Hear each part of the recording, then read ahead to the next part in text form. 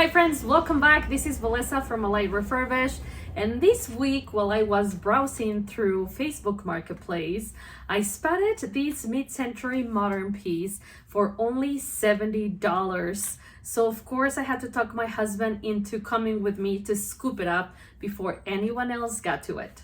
One of the things that caught my eye was the curviness on the front middle drawers. I don't know what to think about the curvy piece on the bottom. I think I might remove that to modernize this piece even more. But if you don't want to miss today's modern dresser makeover, stick around.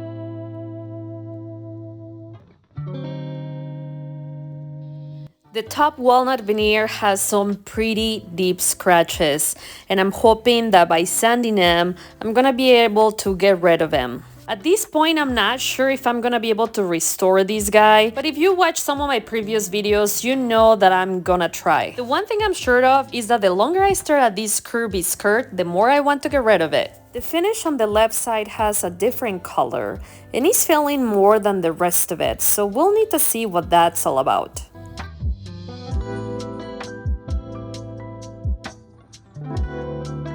I'm not sure I love the shape of this piece either.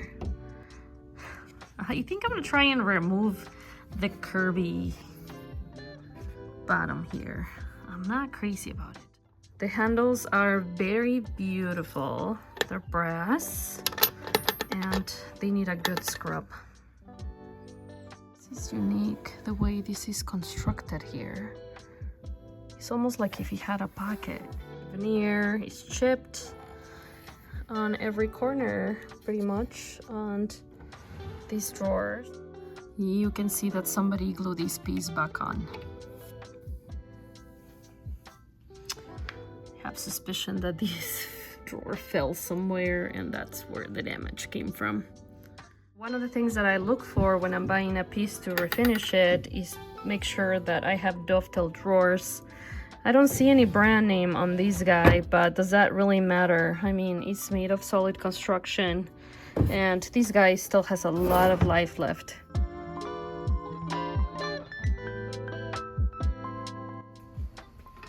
Let's remove the hardware.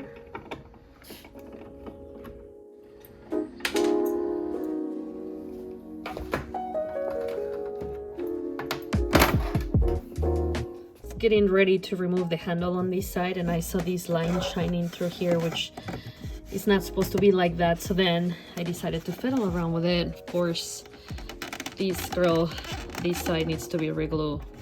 Like this curvy piece is just attached by some nails, so I'm just gonna hammer it and see what happens.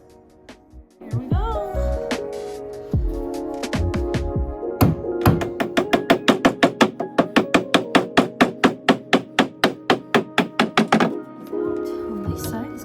Side.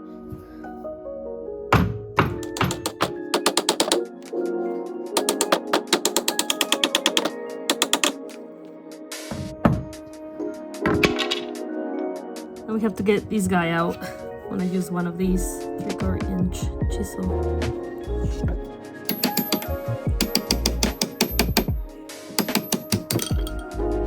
So obviously I'm gonna have to remove this glue here and fill in these nail holes with wood filler. We'll see, I might just add something smooth from here to here. I'm sure they added this piece to cover that, to make it look prettier.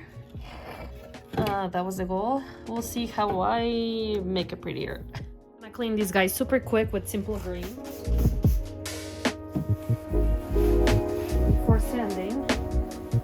The reason why I do this is so that the abrasive in my sanding disc doesn't push any contaminants into the wood grain. While I'm cleaning, I'm also inspecting to see if there is any other repair I need to make. And sure enough, I ended up finding a couple more drawers that needed some re-gluing. Drawer also needs to be glued. Always check all that, you guys. I'm gonna scrape up this paste. It feels and looks like a paste.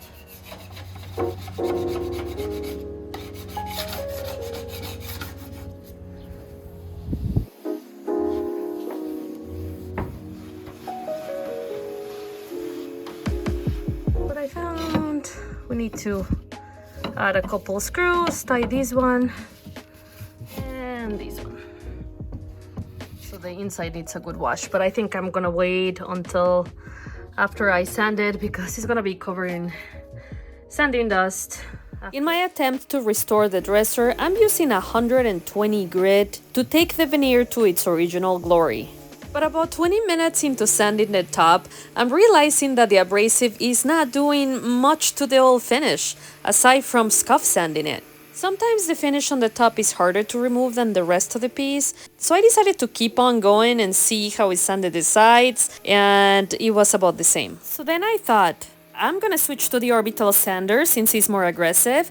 Hopefully it will help me make better use of my time, and even though it helped me remove some of the finish on the top, it just wasn't good or fast enough. Whatever material they used to seal this piece back in the day was really good stuff because it wasn't budging. The more time I spent trying to remove that material, the more I'm starting to talk myself into painting this guy. I also loosened the backing on the left side to find out more about where the discoloration on that side was coming from, and it became clear that it had been due to moisture. Thankfully, and what I can see so far is that the damage was to the surface, but it didn't affect the structure of the dresser. However, the nails were a little rusty, so I ended up switching them for new ones. And finally, sealed that part of the backing with some clear shellac.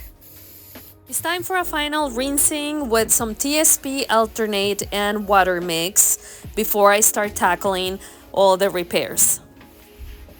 I'm saturating the dovetail joints with a good amount of Tide-Bond 3 glue, wiping off any excess with a wet paper shop towel, and then place something heavy on the top to keep the joints together, letting the repairs dry overnight.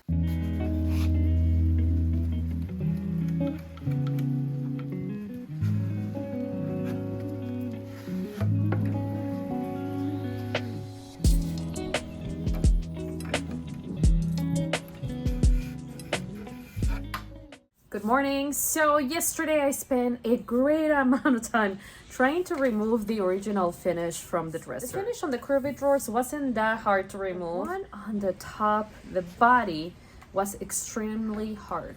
Besides the veneer on the top being hard to work with, I discovered that whatever moisture this side was exposed to really weakened the veneer on this side.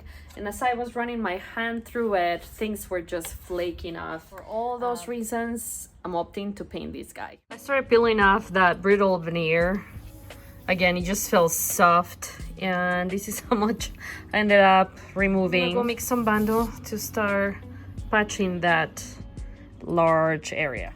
Bando is a two-part epoxy that dries very quick and hard. Once I apply the hardening cream, which comes in this blue color, and I mix it really well, have to start feeling the damaged area very fast. The great thing about this product is that it can be sanded after 30 minutes. However, it's pretty stinky, so I highly recommend to wear a respirator when using it, and make sure that you're working on a well-ventilated area too. And when it's time to sand it, it's always a good idea to wear a mask. And once I'm done sanding it, I always like to run my hand through it to make sure that things feel really nice and smooth.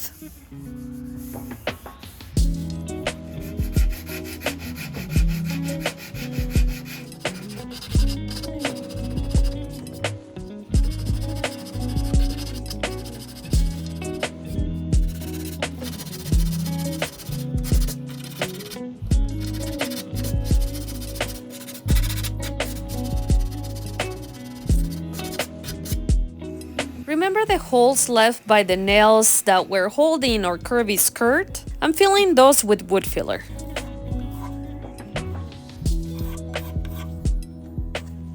The moisture on this side also caused the top layer of the veneer to lift, so I'm gluing it back down.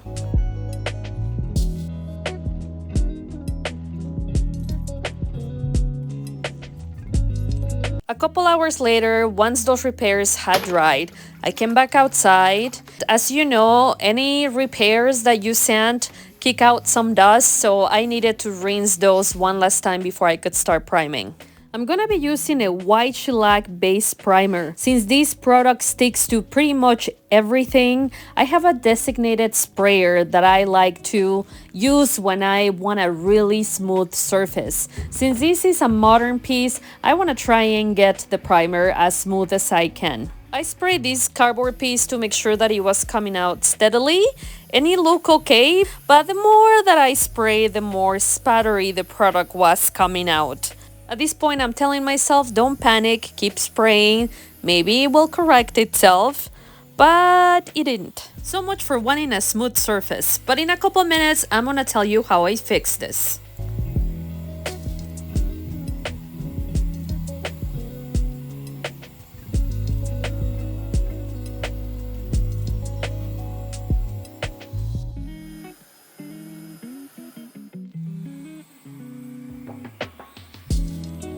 At this point, we're really far into it, and I'm just gonna let this first coat of primer dry completely for 1 hour, and then I'm gonna come back and sand it all smooth.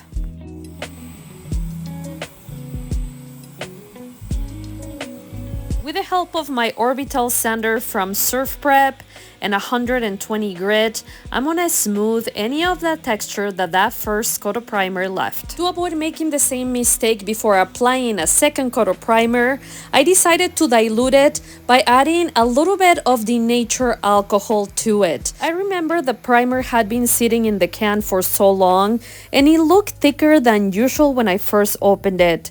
So that first uneven coat could have been avoided had I diluted the primer the first time around. And it really made a huge difference on this second coat. So just know that in the future, if this happens to you, it is possible to dilute the primer using the nature alcohol. I'm gonna mix Algonquin and Ogham to get like a medium brown and adding 2 parts of this Floetrol to 1 part of the paint mix. This is one of those finishes that I haven't completely perfected. That is why every time I attempt to do it, I get a little nervous. I like to share with you guys how I feel about it, because sometimes we think, oh, the person on the other side of the screen, they know exactly what they're doing and they're experts. No, we're all learning. Hopefully we're always growing and learning something new. So that's just how I feel when I learn something new. You mix it truly super well. For the faux linen texture, I'm gonna be using this blue brush, this little one for the small spaces. One thing I noticed is that the more glaze that you add, the thinner your paint is, therefore your color lightens even more. So if you want things to look a bit darker, then you can add less of the glazing medium. So it's just a matter of what you're looking for. The more glaze that I have, the more working time I have, which is kind of nice. I'm gonna try to make this part as even as possible. If you guys would like a full tutorial on this faux fabric or faux linen technique, I'm gonna leave a tab on the upper right hand corner so you can go watch it after you're done with this video. I'm using a Shop paper towel to get rid of any paint that accumulates on the brush as I'm using it. I drag the brush both horizontally and vertically a few times until I was happy with the way it looked. I did this one section at a time, and after the first coat dry, which it took about an hour, I ended up repeating the process to the entire dresser 1 more time. I only did this because the paint color caused the finish to look a little too sheer for me. So this was just a personal choice, but if you watch the full tutorial, you're gonna notice that most of the times I only need to apply 1 coat.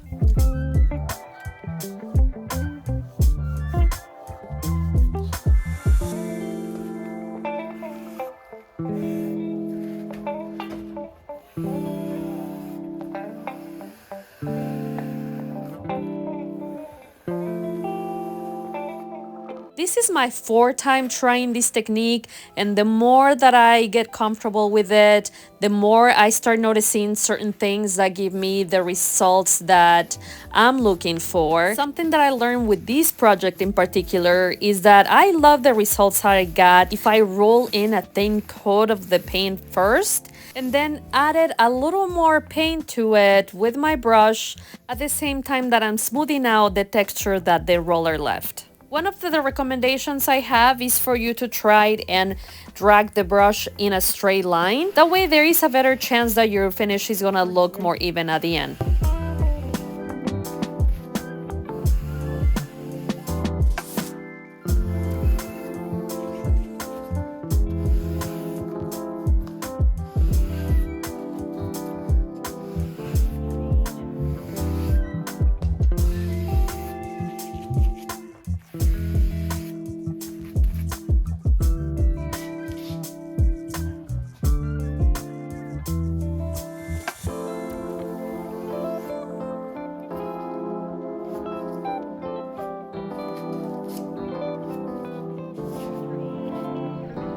To protect the new faux finish on the dresser, I loaded my Flexio 3500 sprayer from Wagner with General Finishes high performance top coat and applied 3 coats.